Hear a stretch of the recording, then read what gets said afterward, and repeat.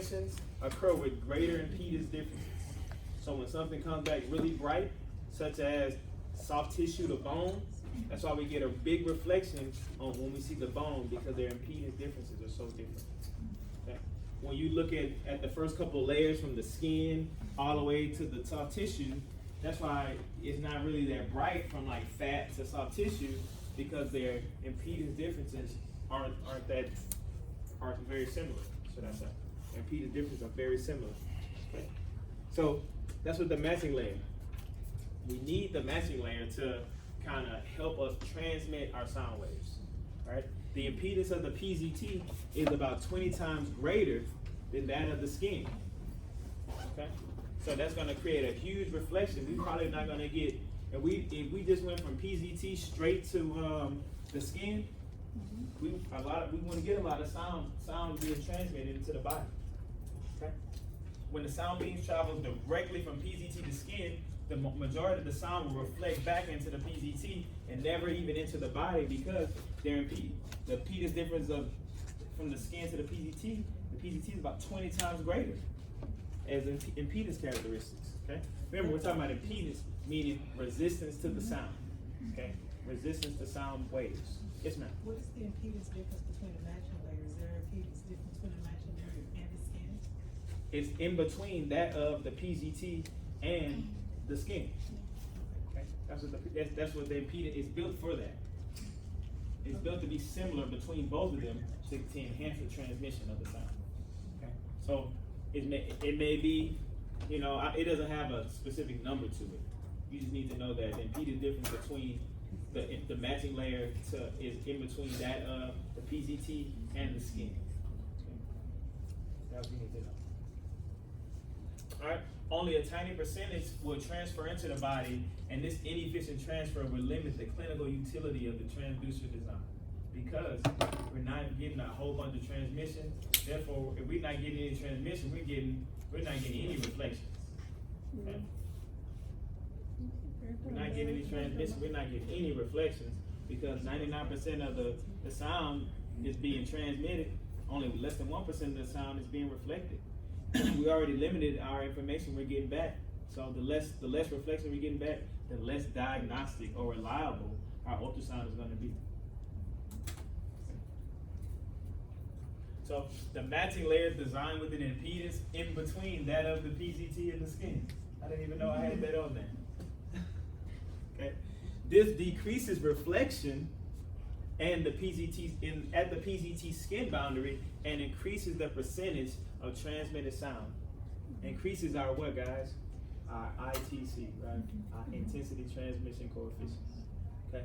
Between the PZT and the skin, because of their impedance difference is so great. Here it is right here, guys. When we just have the piezoelectric materials directly to the skin, you see we have a big transmitted wave going out, but you see majority of it being reflected because the big difference between these two structures of impedance characteristics. So we're only getting a little transmission. Imagine how much smaller our reflected sound is going to be with that little bit of transmission.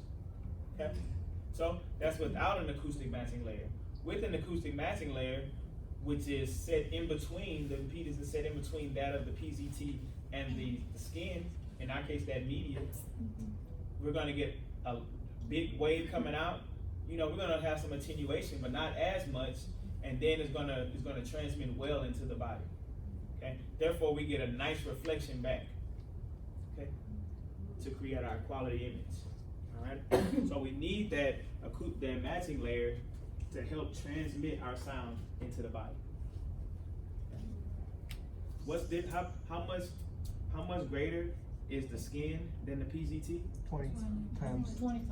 I flipped the question. It's not greater, right? The No, PZT no, is 20 times greater, right? Be careful. Be careful. Be careful. Question again? I said how much greater an impedance is the skin to the PZT? 0. It's 0. It's not greater. It's 20 times lesser.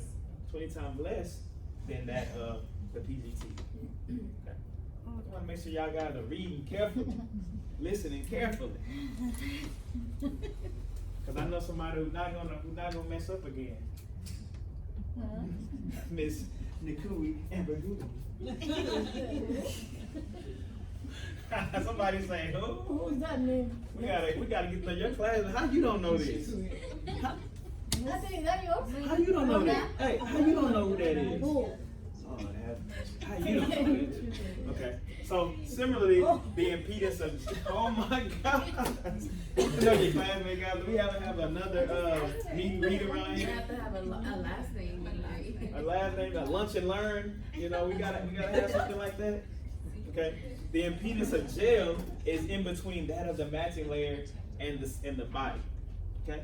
Because the gel also helps us transfer the sound even better. Okay. Gel further increases the percentage of sound being transmitted in and out of the body. This is why gel is commonly described as a coupling agent to the transducer, from the transducer to the patient. Okay. So the gel also increases transmission of sound. Okay, so we're going from highest impedance to less impedance. We're going to just start from inside the transducer to the skin, right? Okay, going from highest the greatest to least. We're going to start with the PZT, the matching element, the gel, then the skin. No, can you explain this part how? I'm coming to it. Okay. The matching layer and gel increase the efficiency of sound transfer between the PZT and the skin. Okay. So we get more transmission, less reflection. Okay. So in decreasing order of impedance, the PZT has the greater level of impedance when compared to these other structures. And they just decrease as you get to the skin layer. Okay? So by the time you get to the skin, then you have fat, then you have muscle. All of those are very similar in impedances, right? Impedance characteristics. Okay?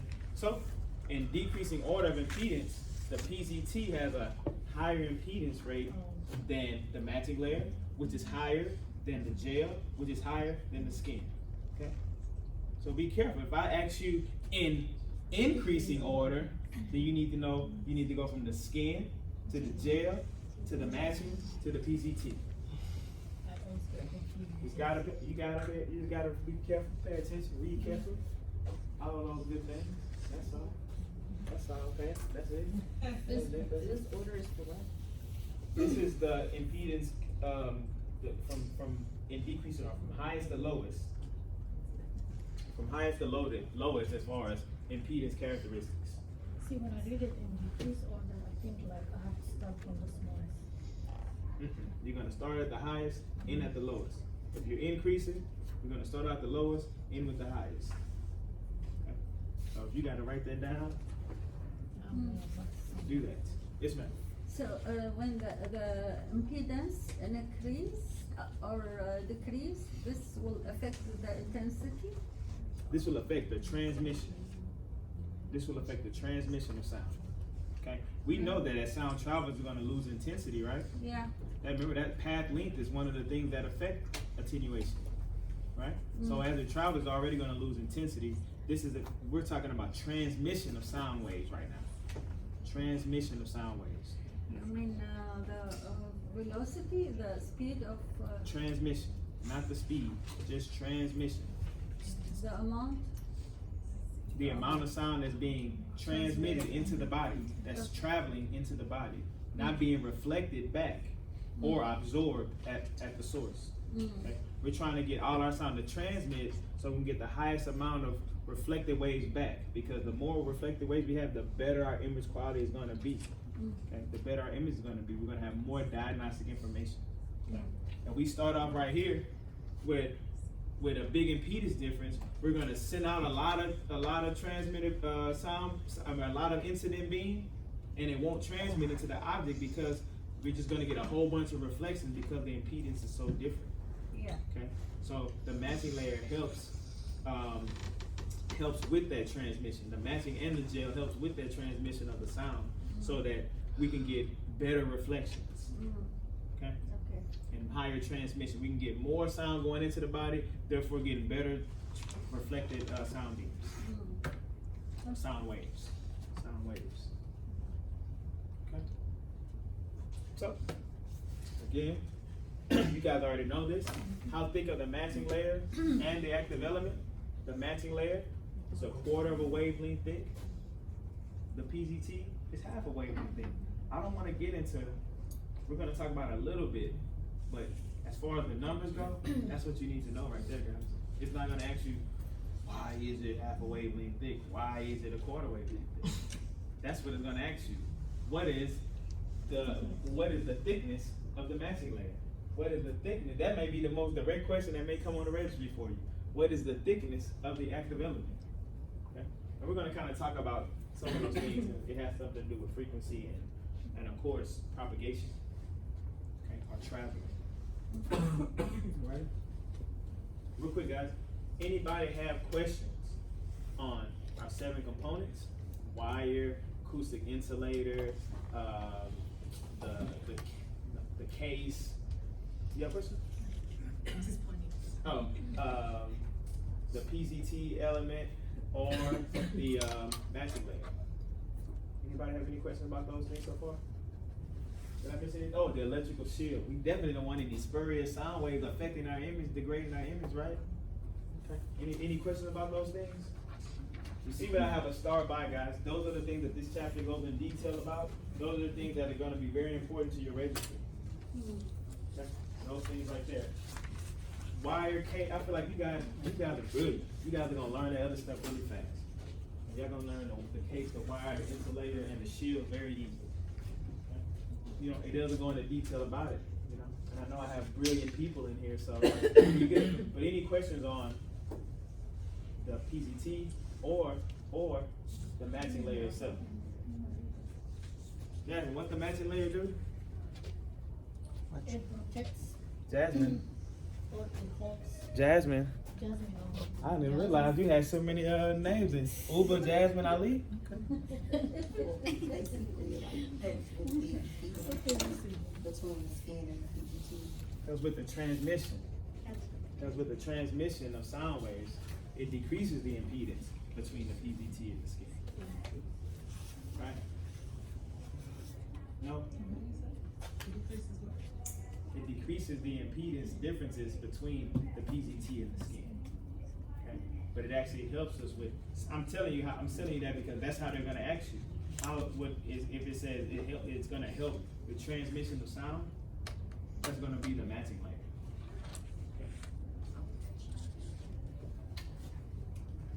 Go over. Man, Jasmine, extra quiet today. I was expecting to jab back. I haven't jabbed back from you in a while. Why not? I feel like fighting. Come on. I'm ready. I got my guards up. I got my dukes up. It's the one. She fights with me every day, no one. Really? She don't want to see. She don't want to see. All right, guys. The backing layer, also known as the damping element. Okay, dampening our vibrations of the PZT. Okay, it's backing, meaning it's behind the active element, the crystal, the ceramic, the PZT. All right.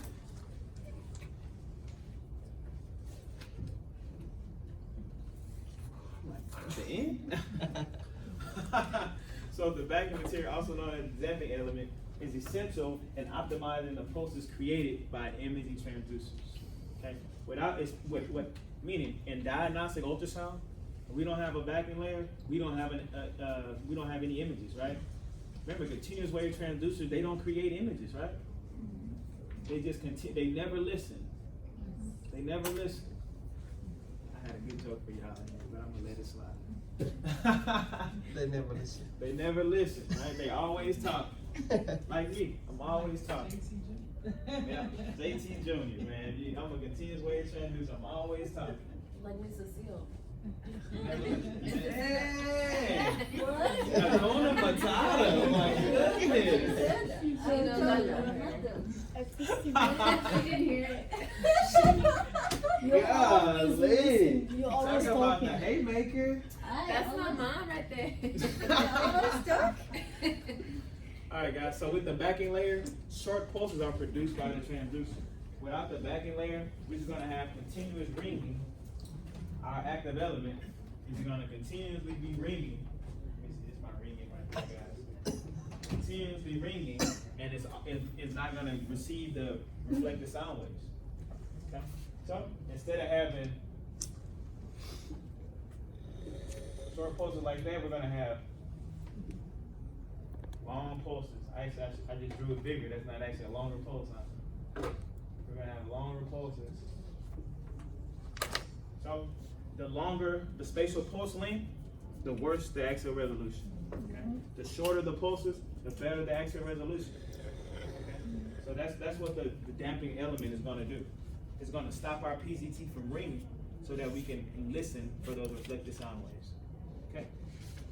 Without the damping element, when excited, the PZT crystal will vibrate a very long time, and the emitted pulse will be drawn out in length and duration.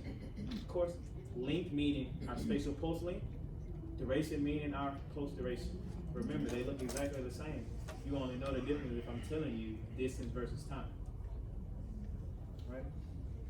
But when the damping material is attached to the PZT crystal, when excited, the crystal's vibration is substantially reduced, and the emitted pulse is short in length and duration, which we love those things. We love short pulses, guys. Ultrasound, diagnostic ultrasound, we love short pulses. Better axial resolution. Okay? Spatial pulse length determines axial resolution. Okay? Spatial pulse axial resolution is 1/2 of the spatial pulse length. Okay? Axial resolution is 1/2 of the spatial pulse length.